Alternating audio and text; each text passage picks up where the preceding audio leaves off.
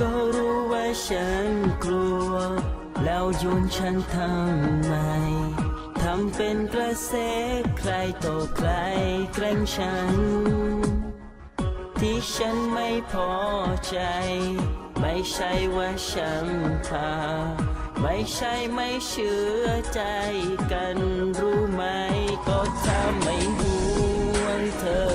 จะให้ฉันห่วงใครฉันกลัว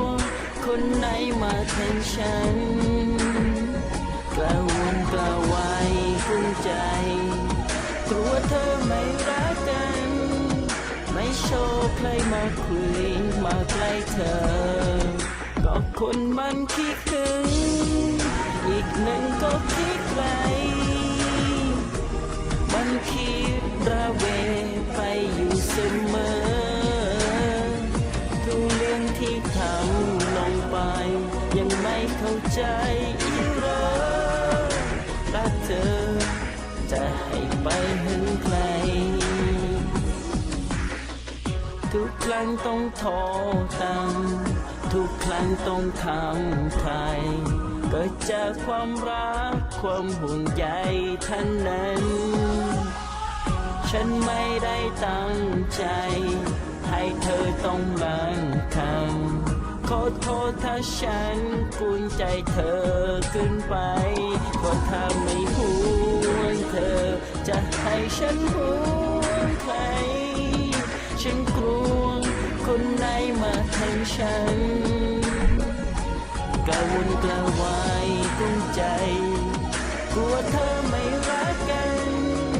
ไม่ชอบใครมาคุยมาใกล้เธอก็คนมันคิดถึงอีกหนึ่งก็คิดไกลมันคิดระเวไปอยู่เสมอ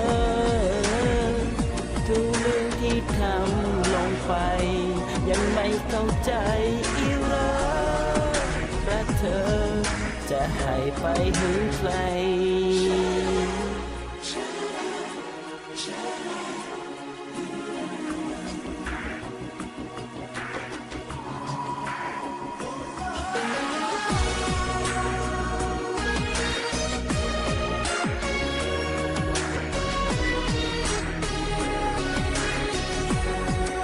ก็คนมันคิดถึง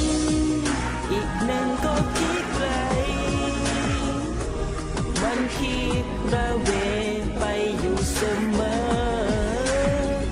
ทุกเรื่องที่ทำลงไป